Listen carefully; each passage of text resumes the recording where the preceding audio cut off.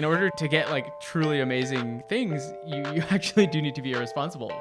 This person should be given an award. There was literally a DARPA director who went before Congress, asked for DARPA's budget to be cut. Because the thing is that the more money you give an organization, the more expectations you have from them. The more pressure mounts, the less risky projects you'll undertake. Hello and welcome to China Talk.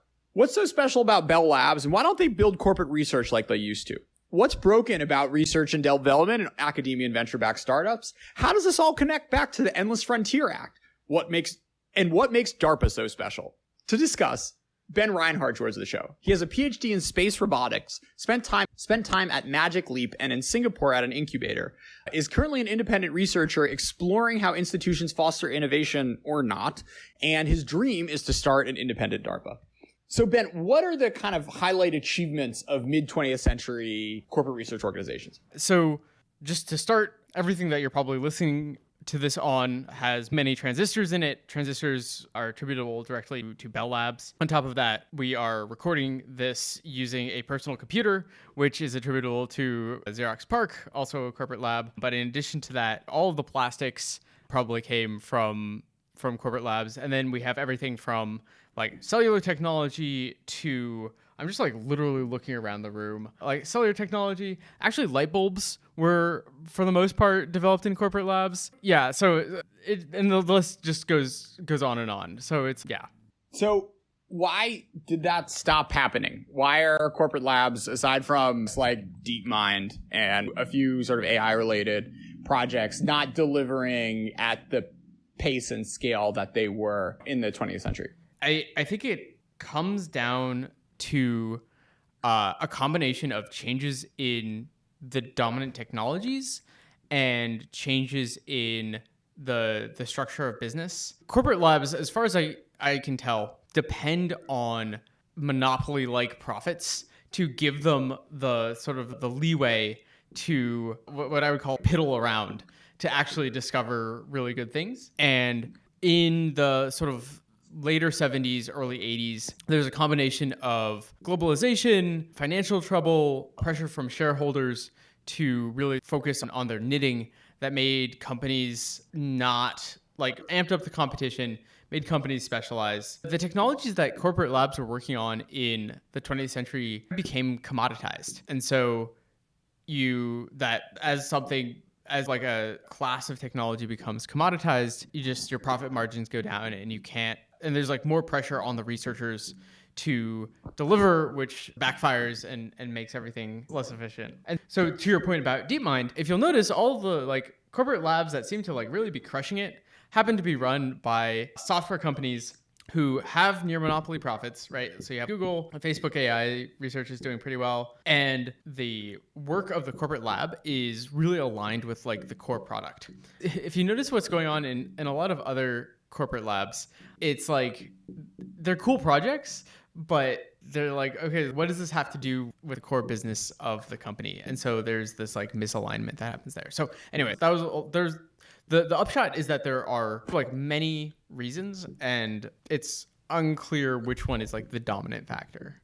Ben, what's the idea maze, and how does that connect back to the demise of corporate R&D? So the idea maze is a metaphor for anytime you're going through a process where you need to make a lot of decisions that are irreversible and you don't really know what the outcome is going to be. It's originally in the context of startups where do you go sell to consumers or directly to consumers or to businesses? It's like, do you do a SaaS model or do you do like single time sales? There's a whole series of decisions that you need to go through. And this is Balaji Srivasanan coined the term, the idea maze, to describe this. And you could visualize a maze where you're making a series of decisions. And it relates to the demise of corporate research because basically, like, I would argue that corporate R&D now does not give the resources to both start, go through, and complete the maze. What other corners of research which aren't quite delivering what humanity wants academia. You write that the academic model is built around scientific inquiry, and academics are rewarded for moving up the ladder of abstraction as opposed to engineering design and actually bringing products to the world. I think that's not necessarily a problem with academia, right? That's just like academia's function is to do this one thing, but then we keep demanding of it to deliver useful products, but just like all of the incentive structures aren't set up to do that. The incentive structures are to focus on like novelty and to basically come up with the most generalizable theory that you can.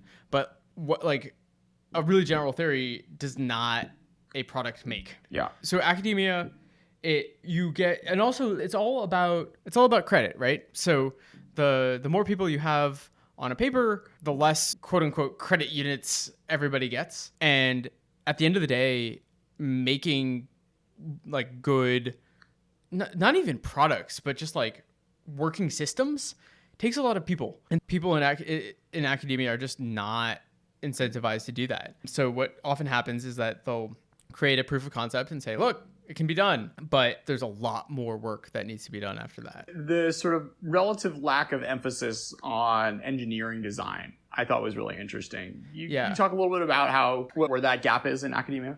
Yeah, it's just, there's, so like when you're doing engineering design, you start with, okay, here's all the possibility space of things I could do, and I need to like narrow this down to say, we need to do this one specific thing. And there's just that doesn't get published. So if you went and like the ridiculous example would be like that you created a working nuclear fusion plant, but you couldn't describe the general principles that you used to do it, that would not be able to get published.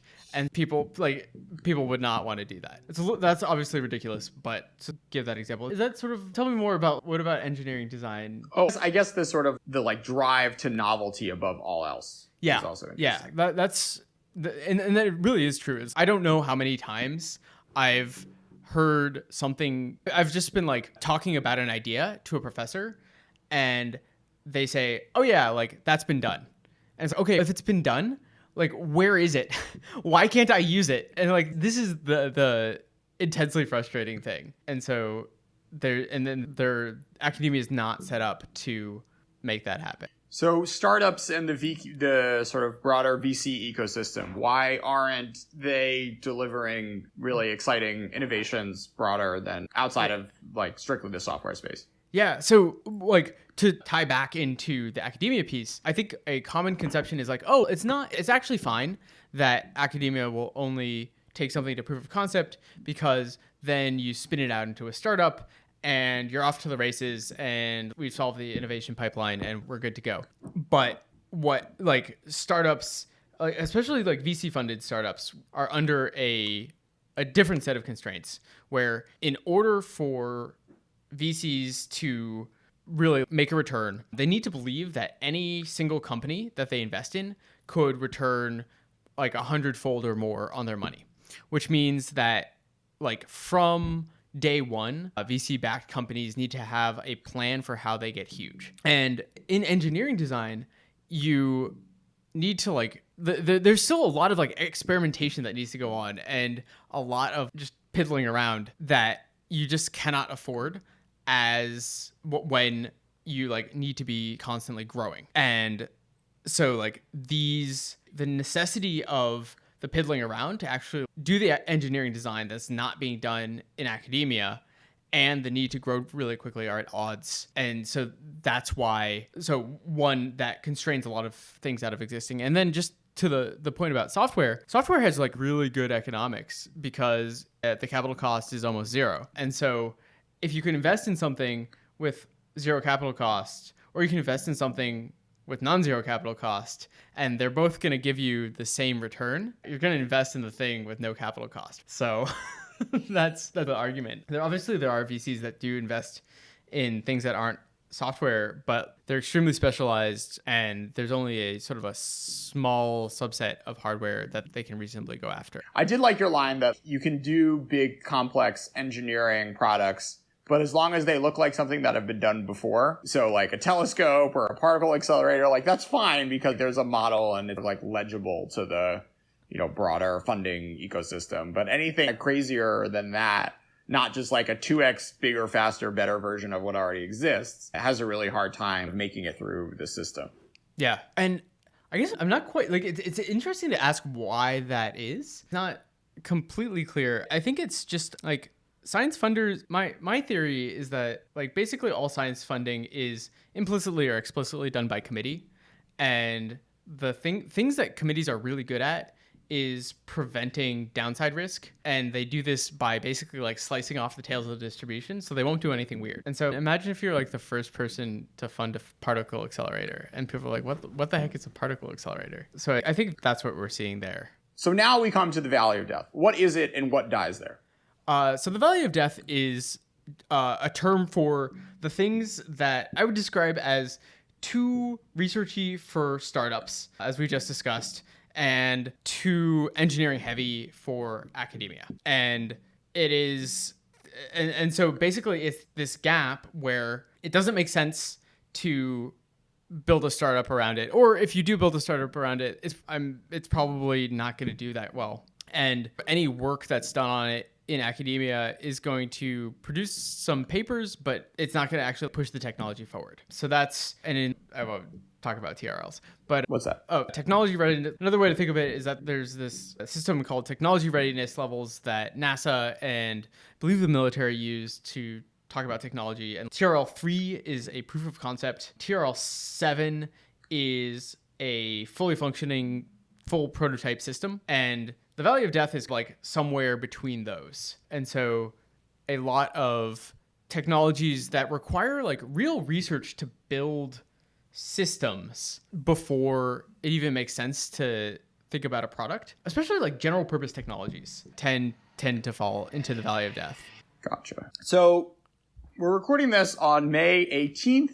Endless Frontier has passed cloture. The tech directorate, which we talked about last week, is now a shell of its former self, going from $100 billion over 5 years now to $3 or $4 billion over 5 years. It is a dramatic change in the authorization of funding. Ben, I'm curious, what was your ideal for what this new tech initiative, which was supposed to be housed within the National Science Foundation, what was your vision for the best possible scenario of what this new tech initiative within the National Science Foundation could achieve in addressing some of the issues that we've talked about in the sort of degradation of corporate R&D and the inability of academia or venture-backed startups to deliver the kind of to bring the changes from the lab to the bedroom. I like the bedroom. That's where your most intimate technology goes. So I want to preface this with, I didn't really have a vision. I don't know where you could, I don't think that there's, I guess like the vision is that there is no one place that you can stick $100 billion and have it be useful. And so the thing that I will cry from the rooftops is that we just need more uncorrelated experiments. So instead of the thing that is if you spend all the money in the same way that you have been spending the money before, you literally just go down the list of projects that would have been funded. And instead of funding the top 5, you fund the top 10. And so you're just funding 5 more worse projects of the same type. So what I like, instead of saying this is how it should be spent, I would have wanted more uncorrelated experiments of just, Jose, who was on the podcast, just has a list of like crazy things that we could try. And ideally the money would be spent on things that frankly, I think would make a lot of people uncomfortable. But the fact of the matter is that if you look at history, the ways that we've gotten new technology and the people who have done it have like consistently made people uncomfortable. So let's throw out one or two. Or what are your 2 favorites? My 2 favorites. If I'm remembering this correctly, the guy who who created synthetic insulin or isolated it from dogs, I'm not sure the exact story, but like he couldn't get a lab, and so he had to break into a lab in order to like do the experiments to distill the insulin from dog pancreases. I think there's a story about him like literally having to crawl on like the ledge of a building and break in. I don't think that I'm making all of that up. That's one example. Another is that we could just take our favorite example, Elon Musk, right? Everybody, including myself, called him a crazy millionaire who was just like throwing away money doing blowing up stupid rockets for years, right? Now everybody's all excited about SpaceX, but it was like everybody thought it was a terrible idea. The NSF would never have funded it. And and let's look at the vaccines that so many of us have. I'm blanking on her name, but the woman who was really instrumental in creating RNA vaccines could not get funding for years and years, right? Yeah, and I do find it pretty obnoxious that the NSF is trying to claim credit for it when this is something that could have existed 15 years earlier, had they written her a check. Yeah, exactly. And and so it's like these things where I think universities have also, like universities who like kicked her out also claim credit. But it's, if the NSF wouldn't give her money then, why would the NSF with more money give her, like, she wasn't like rejected because she was like six, like they had 5 slots and she was the 6th. They rejected her because it was like too weird.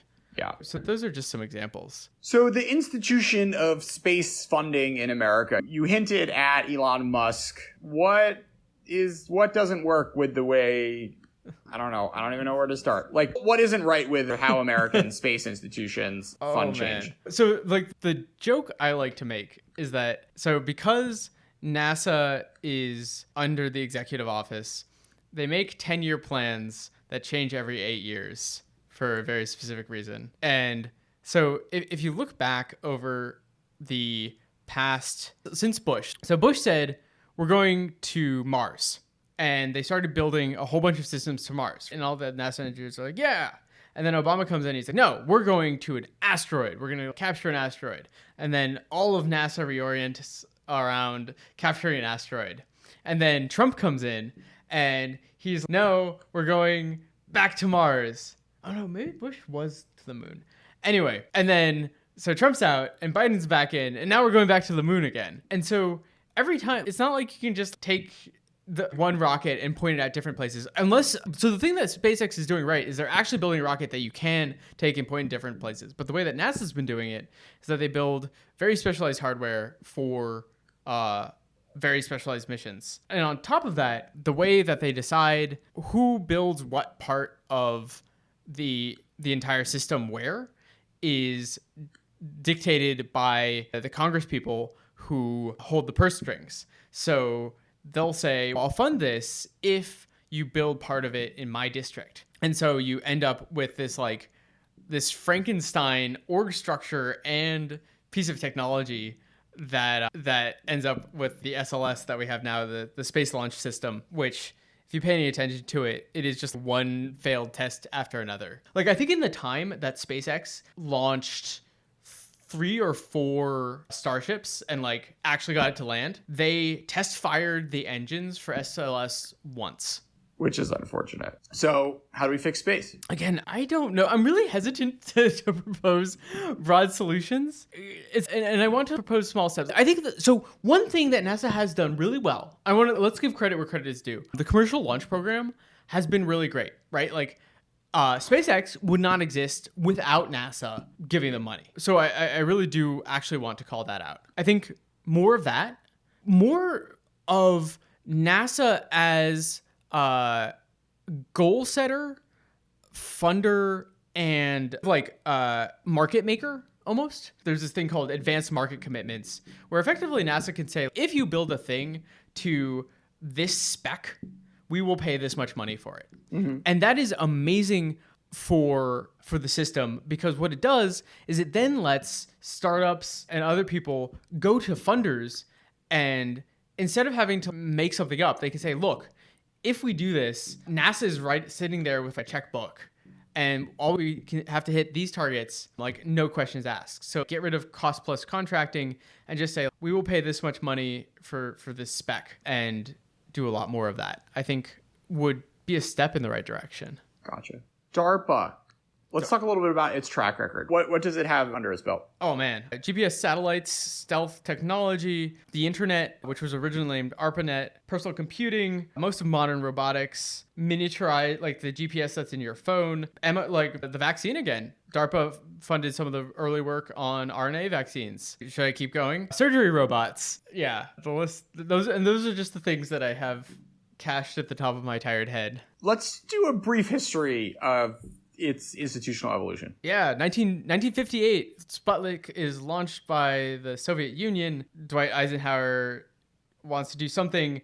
They quickly scramble together this government organization that is just meant to do all sorts of weird special projects. And basically, they're just given like carte blanche to do a bunch of weird stuff. And the well-known early programs from NASA were in personal computing led by JCR Licklider, which was originally just because the early warning systems were so terrible that they like would see like the light would reflect funny and make it seem like there's a incoming barrage of nuclear missiles and almost lead to nuclear war. So they wanted to stop that, but he did a lot of other stuff. There was a lot of other weird stuff figuring out like, oh, if we nuke the atmosphere, will it create a cloud of radiation that will destroy incoming missiles? So they actually went out in the middle of the South Atlantic and nuked the atmosphere. We don't hear as much about that. And so over time, they did a lot of projects and a lot of really good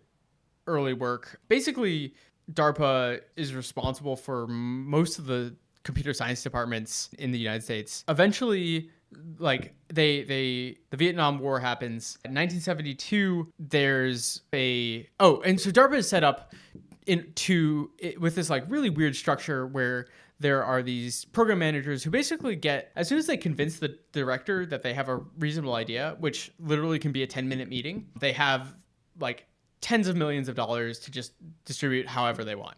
1972, a lot of reforms around military spending are passed. What was called ARPA, Advanced Research Projects Agency, is renamed DARPA, the Defense Advanced Research Projects Agency. And its scope is tightened to things that have direct military application, which is still a vast array of things, from medicine to robotics to any kind of electronics. And it's like DARPA has had its fingers in really every major technological change in one way or another. Like they really pushed the semiconductor industry. And so over time, I guess that's, is there anything like, and so just like so since 1972, they've really, I guess the extraordinary thing is that they've managed to consistently fund and make hits happen over the course of many decades, which is very rare and very surprising. Why? How? That is, again, that's the several $billion question. But I would argue that a lot of it has to do with the fact that program managers are allowed to do things that other people are not. So they're willing, like they can, sorry, let me back up. I think that it's a combination of empowered program managers who can basically just like, they don't have to go through a bureaucracy. And at the same time, it has to do with coordination that would not happen otherwise. So you actually have someone who really gets it and is technically trained with a strong hypothesis of the steps that technology needs to go through to actually become a useful thing, as opposed to just like a proof of concept. Let's talk about the magic of the program managers for a second. Yes, please. So they're not magical. They're real people. I've met them. They're great. But the program managers, they basically just get these like extreme badasses. They can be from, some of them are professors, some of them are from industry, but they get people who are able to see the big picture, but at the same time understand technical details and really put, like, I'm making scare quotes, but do the program design to say, okay, if we can do this piece and this piece, figure out what are the puzzle pieces, what could you assemble with them, what work needs to be done, both to build the missing puzzle pieces and to put them together, and then go and make that happen. And they have a lot of leeway to do that without asking a lot of permission. I like the idea of creating networks, but not just plugging into ones that already exist. Can you elaborate on that a little bit? Yeah. So there's this idea, I called it focused network building, but research has become extremely specialized, right? So people who like work with one kind of laser will feel uncomfortable talking about something that to anybody else in the world looks exactly the same, but is with a different laser. And they're like, that's not my area anymore. But then you also notice that so many new awesome things come from like collisions of ideas. So what program managers will often do is convene these workshops where they get together a bunch of people who actually can all contribute to the same problem, but may not know each other. So for example, like you would have like a video game designer in a room with a roboticist in the room with a machine learning expert in the room with a psychologist. And you can start to imagine like what could come out of that, but those people, they just don't run into each other in their professional lives. And so the program managers have this like big picture of who could contribute, bring those people together and stir the pot. Can you drill down a little bit on what makes DARPA different from the Bell Labs and Skunk Works of the world? Yeah, I think besides the fact that it's run by the government, I think the biggest difference is that DARPA doesn't do research. DARPA is tiny. It has around 100 program managers and a whole bunch of contracting support, like a bunch of support staff. But the program managers themselves, they're like only levers is spending money. And so they go and they give grants or contracts to academic labs or private companies, as opposed to Bell Labs or Skunk Works, where the majority of the work is done by employees of Bell Labs or Skunk Works in-house. And both of those have different strengths and weaknesses. But like the primary difference is internalized versus externalized work. Gotcha. Just today, Senator Sass submitted an amendment to double DARPA's budget. Does that make sense? No, it doesn't. It really doesn't. There was literally a DARPA director who went before Congress. This person should be given an award. They went before Congress and asked for DARPA's budget to be cut. Because the thing is that the more money you give an organization, the more expectations you have from them. And the more pressure mounts, then the less risky projects you'll undertake. So I would expect DARPA to almost be like crushed under this amount of money. And it's so much less about the amount of money and more about how you can deploy it. Do you know what's going through people's heads when they just think, oh, we'll just spend more money on a thing? In Congress? Yeah. Presumably they're just like, this is what works. Let's see if we can get 2x of it working. But like, I feel like that's not how economics works, right? Well, here's it. Maybe we'll turn that into a broader question. Do you have any idea of where the Pareto frontier is for like national R&D dollars, be that research or development? So the thing is that like the dividing line between research, which is this like exploration, like unscheduled thing, and development, which is like, okay, we have like deadlines, we can really target things, is like you have to go back and forth because like you're doing development and then all of a sudden you realize this like problem that you have to do research on, and then you do some research and you need to do some development. So it's really just like a big cycle, and saying, okay, we're going to give this money for research, this money for development is, I think, just a little silly. But the Pareto front is like, in terms of, I don't think that there's a Pareto front in terms of a number. I think the Pareto front is in terms of what activities are we enabling and what activities don't get enabled. And the thing that I see in my soapbox is that it's much more important to enable more different activities than it is to enable more of the same activities, namely like academically incentivized work, or which is like what the majority of federal dollars are going towards. Yeah. How is sci-fi underutilized? Like being a giant nerd, I think that it could actually really be used as a tool for thought. Right now, people say, oh yeah, it could be like a big vision, but you can almost use sci-fi as, I think of it as like a case study from the future, where unlike these like very one-dimensional predictions of AI is going to do X, sci-fi explores a world in which there is AI. And instead of saying AI will do X, it's like unpacks all of the secondary effects and helps you think about it, because with just like a straight up prediction, you can't really poke any of the pieces. But if you've ever hung out with a bunch of geeks, that like twiddling with doing like what if on sci-fi is really easy. So I think it just gives people a better way to think about the future. And then also it's a way of just like developing much more concrete visions, as opposed to we're going to do something cool with graphite. It really helps to say, okay, we're going to try to build like this particular kind of jet from this sci-fi series. Book recs.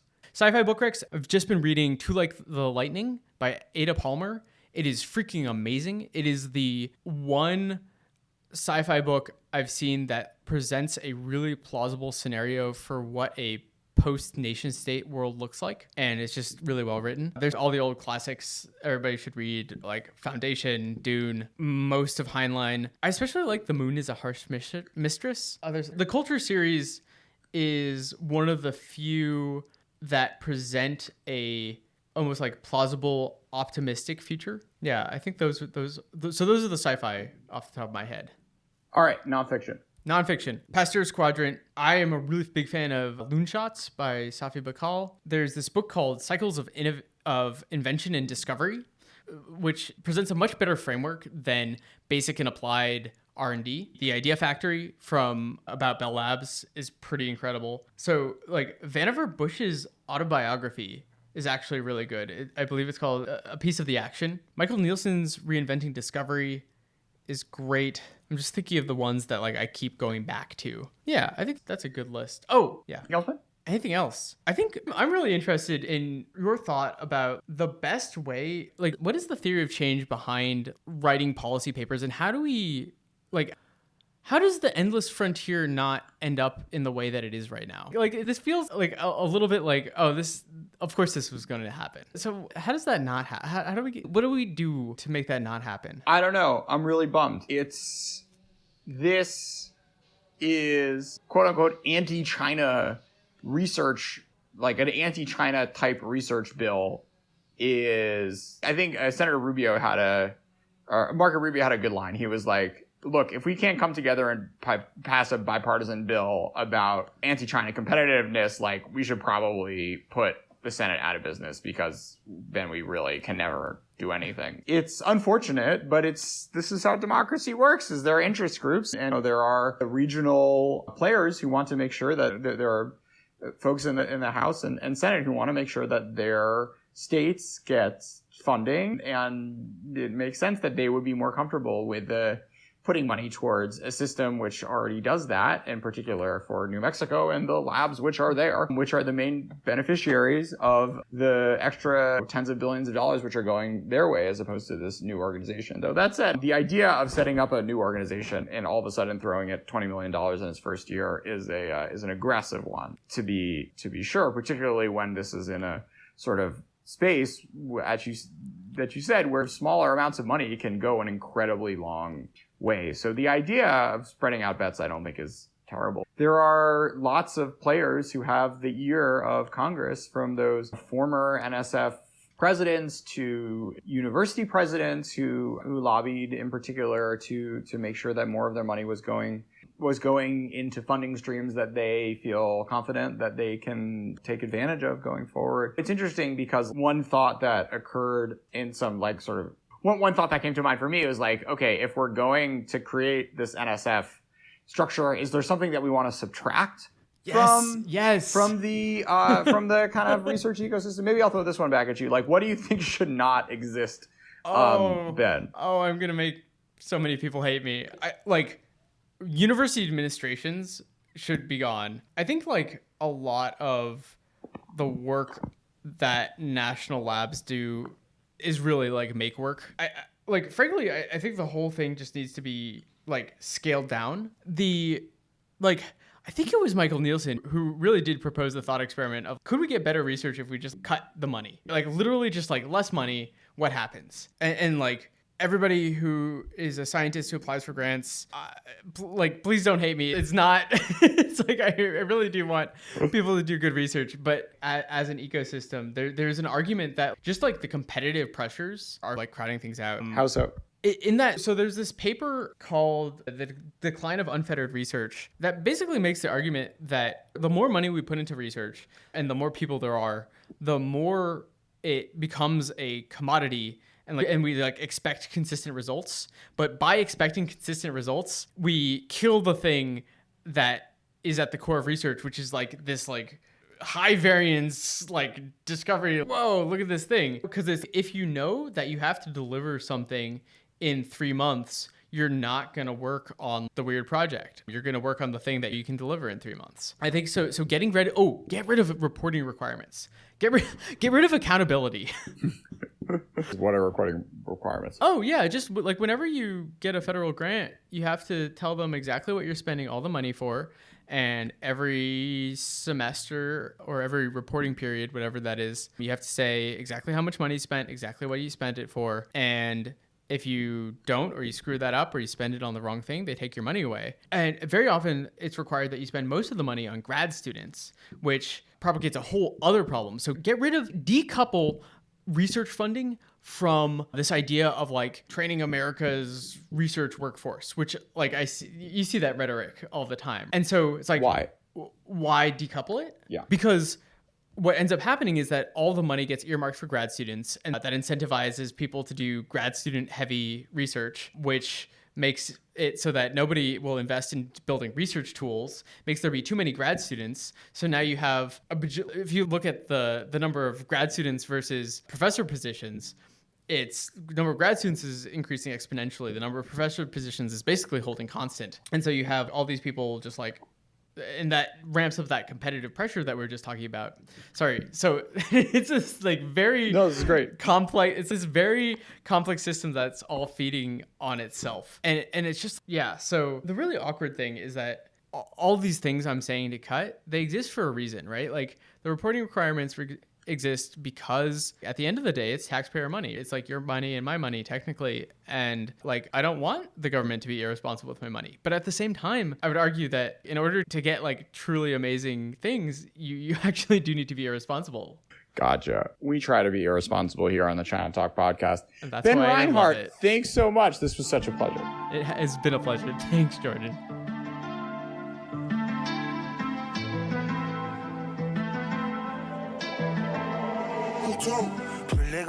Rage, no man name, driving my real life, prepare on the straight, make it hate. 我嘲笑那些听众没品味 ，Let me pay， 在 SKB 刷爆卡消费，配合的 cash money， 8点演2点起飞，3点才排个准备，评论区特别的 sick， 档期都背靠着背，好慢的 miss 的 busy， 时间也变得宝贵，原谅我飞得太高，总看不清同行跑位。fuck， 出的歌全都背，别拿我和他们对比，内核你无法拷贝，我们抓的是快歌的配练，最次是 TV 宝贝。represent 倔强的 gang 不在乎蝇头小灰，戴好时从不早睡，让眼红的牙都要碎。我工作室坐满了玻璃，搭配上星星表妹，听过了太多的 flow， 就偏偏爱你的老贝。Give me a way to go back， 我记不清喝的好醉。我们邻有人觉得我的鞋特别累，从不屑。拍个照比个耶，动不动消失了好几月。Only feel the small comp， but can never catch up。转身基因才爆 stand wrong， 我们差距太遥远。我们邻有人觉得我的鞋特别累，从不屑。拍个照比个耶，动不动消失了好几月。Only feel the small comp， but can never catch up。转身基因才爆 stand wrong， 我们差距太遥远。Shining， 风像是 BBA， 我摆动了不用排队，原来的美感不会比 fuck my face。鱼蛋比的米，成都在意大利，风格是地的绿，身材像比特币，你摸不透我的冲击，让你感觉很 lonely， 脑子里面装的都是你不敢想的东西。我的兄弟们负担大，我消防队也不能扑灭，来钱的路子很广，我们还有很多。意。行业具体的梦，不管白天还是午夜，我存在对你来说就是最致命的毒瘾。不装挂的全来中了，压爆我的脊椎。血锅里流的红牛永远都不值得匹配，洗不来的歌曲，那就请你坐下乖乖闭